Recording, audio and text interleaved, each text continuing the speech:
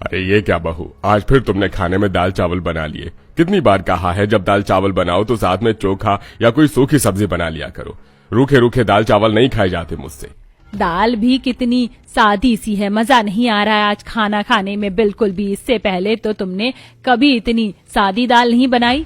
आज हमने सादी दाल जानबूझकर बनाई है क्योंकि हमने दाल चावल के साथ खाने के लिए एक चटपटी और मजेदार चीज बनाई है। हम अभी लेकर आते हैं। अनीता आंगन में जाती है और एक बड़ा सा प्लास्टिक का डिब्बा उठाकर लाती है जिसके अंदर ढेर सारा गाजर का अचार था। अनीता एक एक कर सभी को गाजर का अचार परोसती है और सब जैसे ही उन रूखे दाल चावल के साथ वो चटपटा गाजर का अचार खाते हैं। अरे बहू, सादी सी दाल चावल के साथ ये गाजर का अचार, आहा, क्या स्वाद दे रहा है। पहले तो मेरा एक प्लेट भी दाल चावल खाने का मन नहीं कर रहा था, अब तो मैं 3 से 4 प्लेट खाऊंगा। सच में गाजर का अचार काफी चटपटा बना है, मैं तो इसे रूखा भी खा सकता हूँ। अरे बहू, इन सर्दियों के मौसम में तो हमारे घर में एक बार भी गाजर नहीं आया, तो तुमने गाजर का अचार कैसे बनाया? यहीं पास में एक गाजर का खेत है तो वहाँ से थोड़ी बहुत गाजर तोड़ कर ले आए थे और घर में मसाले तो थे ही, तो हमने गाजर का अचार बना दिया।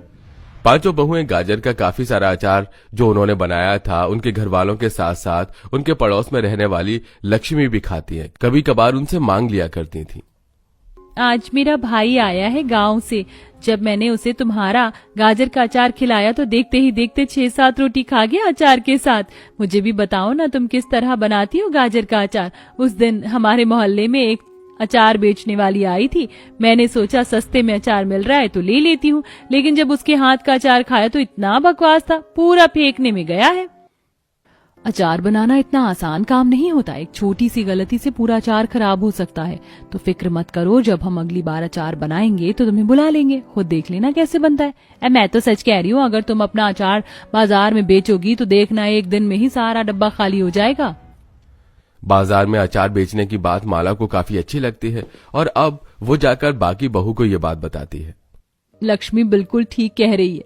घर के काम के बाद दिन भर हम खाली बैठते हैं और इस बार हमने गाजर का अचार भी काफी ज्यादा बनाया है। एक काम करते हैं, इसे ही जाकर बेचते हैं और अगर लोगों को पसंद आया और उन्होंने खरीदा तो फायदा तो हमें ही है। पांचों बहुएं घर के लिए अलग से अचार निकाल कर रख बाकी का अचार ले जाकर बाजार में बेचती हैं। ये गाजर का अचार तो काफी अच्छा बना है, काफी चटपटा है। एक काम करो, मुझे 50 रुपए का दे दो। मुझे 40 रुपए का अचार दे दो।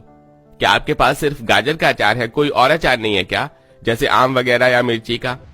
नहीं, अभी तो सिर्फ गाजर का ही है। आप ये गाजर का अचार लेकर जाइए। देखते देखते 2 से 3 घंटे में ही उन पांचों बहू का सारा गाजर का अचार बिक जाता है और उनकी 400 से 500 रुपए की अच्छी खासी कमाई भी हो जाती है। मुझे तो लगा था कि मुश्किल से 100-200 रुपए की कमाई होगी और आधे से ज्यादा अचार भी बच जाएगा, लेकिन देखो सारा अचार भी खत्म हो गया और कमाई भी कितनी अच्छी हो गई है। हम और गाजर का अचार बनाएंगे और फिर बेचेंगे। अब हम भी इसी तरह से पैसे कमाएंगे। पांचों बातें करते हुए घर जा रही होती हैं कि तभी सोनाक्षी को रास्ते में एक कच्चे आम का पेड़ दिखता है। अरे वो देखो, कच्चे आम का पेड़। तुम्हें याद है उस ग्राहक ने हमसे कच्चे आम के अचार की मांग की थी और देखो भगवान का करिश्मा, हमें ये कच्चा आम का पेड़ दिख गया। चलो यहाँ से कच्चे आम तोड़ते हैं और फिर इसका अचार बनाएंगे। कच्चे आम को देखकर तो मेरे मुंह में अभी से ही पानी आ रहा। चलो इसे तोड़ते हैं। अनामिका और अनीता को पेड़ पर चढ़ना आता था, इसलिए वो जल्दी से पेड़ पर चढ़ती हैं और ढेर सारे कच्चे आम तोड़ लेती हैं और अब घर जाकर अगले दिन से ही कच्चे आम के अचार की तैयारी में लग जाती हैं। तभी माला और पल्लवी टोकरी भरकर ढेर सारी लाल और हरी मिर्च लेकर आती हैं। अरे, ये तुम्हें इतनी सारी हरी मिर्च कहाँ से मिल गई? ये लक्ष्मी ने दी है। उसके मामा आए थे ना, तो गांव से ढेर सारी मिर्ची लेकर आए थे, तो उसने हमें दे दी और कहा है कि इस मिर्च का भी हम स्वादिष्ट अचार बनाएं। गाजर आम के साथ साथ अब हम मिर्च का भी अचार बनाएंगे। अब वो सभी मिलकर अचार की तैयारी करती हैं और कुछ दिनों में अचार की तैयारी होते ही वो सब उन्हें बेचने के लिए बाजार चली जाती हैं। अरे वाह दीदी, आप तो काफी बढ़िया अचार बेचती है। पता है, मैं यहाँ पास के एक हॉस्टल में रहता हूँ। हॉस्टल का खाना कैसा होता है ये तो आपको पता ही है ना, न नमक मिर्च होता है और ना ही कोई स्वाद। लेकिन अब तो आपके अचार के साथ आराम से हॉस्टल का खाना खा सकता हूँ। आपके ये तीनों अचार मुझे तो काफी बढ़िया लग रहे हैं, मेरे लिए सब पैक कर दीजिए। ग्राहकों से इतनी तारीफ सुनने के बाद अब पांचों बहुएं काफी ज्यादा खुश थीं और अब वो एक प्लान बनाती हैं जिसमें अनीता और अनामिका अचार लेकर अलग अलग मोहल्ले में जाती हैं। माला और पल्लवी मंडी में अचार बेचती हैं और सोनाक्षी एक किराए का ठेला लेकर अचार रख अलग अलग जगह पर फेरी करती है।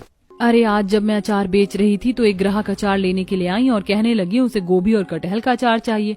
अरे मैं तो सुनते ही दंग रह गई, क्या गोभी और कटहल का भी अचार होता है? अरे तुम तो गोभी कटहल की बात कर रही हो, मेरे पास तो एक ग्राहक आया और कहने लगा कि उसे लहसुन का और मूली का अचार चाहिए। अरे बहू, इतनी हैरान होने की कोई जरूरत नहीं है, गांव वगैरह में तो हर चीज का अचार बनता है, तो फिक्र मत करो, मैं तुम्हें बताऊंगी कि कैसे इन सब के अचार बनते हैं। अपनी सास की बात को सुनकर पांचों बहुएं काफी खुश होती हैं और अब कलावती की मदद से वो पांचों बहुएं अलग अलग तरह का अचार बनाना सीख जाती हैं और उन्हें बनाकर अलग अलग जगह पर बेचती हैं। जैसे जैसे दिन गुजरते हैं वैसे वैसे अब उनके अचार की वैरायटी भी बढ़ने लगती है। कहीं किसी बहू को मिक्स अचार बनाने का ख्याल आता है तो किसी बहू को आंवले का पेड़ दिख जाता है तो उससे वो आंवला तोड़कर उसका भी अचार बनाती है, तो कोई बहू मूली का अचार बनाती है। इसी तरह अलग अलग तरह के अचार बनाकर उन्हें अलग अलग जगह पर बेचती है। आपने जो लहसुन का अचार दिया था ना, वो मेरी सास को काफी ज्यादा पसंद आया। अब तो वो हर रोज लहसुन के अचार के साथ ही रोटी खा लेती है और मेरी तो सब्जी बनाने की ड्यूटी भी आदी हो गई है। इस बार आप मुझे थोड़ा ज्यादा अचार दीजिएगा। वो हम लोग बाहर ट्रिप पर जा रहे हैं ना, तो आलू पूरी के साथ अचार खाने का अलग ही स्वाद है और मेरी जेठानी को भी आपका अचार काफी पसंद आया, तो उनके लिए भी दे दीजिएगा। हर रोज की तरह सभी बहुएं अलग अलग जगह पर अचार बेच रही होती हैं कि तभी अनामिका के पास एक कैलाश नाम का बूढ़ा आदमी आता है। आइए अंकल, बताइए कौन सा अचार चाहिए? हमारे पास पूरे 10 तरह के अचार हैं, आम, आमला, लहसुन, गाजर, कतर, मूली। बताइए कौन सा अचार चाहिए? बेटा, जितने अचार हैं सब कर दो, वो भी 10 किलो। वो क्या है ना, यहीं पास में मेरा एक रेस्टोरेंट है। एक बार तुम्हारे यहाँ से थोड़ा सा अचार मंगवाकर ग्राहकों को खिलाया था, तो उन्हें तो हमारे खाने से ज्यादा तुम्हारा अचार पसंद आ गया। इसलिए हम चाहते हैं कि आप जो हमारे रेस्टोरेंट में तुम्हारा अचार इस्तेमाल किया जाए, वो तुम लोगों के लिए इतनी मात्रा में तुम अचार बना सकती हो। अरे हाँ अंकल, क्यों नहीं, जरूर। आप सिर्फ बता दीजिए कि क्या आपको अचार कब तक चाहिए और कितने चाहिए। इतना बड़ा ऑर्डर मिलने पर अनामिका काफी खुश होती है और जल्दी से घर आकर सभी लोगों को सारी बात बताती है, जिसे सुन वो सभी अपने ऑर्डर के मुताबिक अलग अलग तरह का अचार बनाना शुरू कर देती है। अरे अभी तो सिर्फ 5-5 किलो ही अचार बनकर तैयार हुआ है, इतनी जल्दी बाकी का अचार कैसे बनकर तैयार होगा? मुझे भी फिक्र हो रही है कहीं वो ऑर्डर कैंसिल ना कर दें। अरे बहू, क्यों इतना परेशान हो रही हो? जितना अचार बना है उतना ले जाकर उन्हें दे दो और बाकी के अचार के लिए उनसे थोड़ा वक्त मांग लो। अब 5 किलो 4 दिन में थोड़ी ना खत्म हो जाएगा। अरे हाँ, ये तो हमने सोचा ही नहीं। चलो सबसे पहले जितना अचार बन गया है उतना ले जाकर उन्हें दे देते और बाकी का घर जाकर तैयार करेंगे।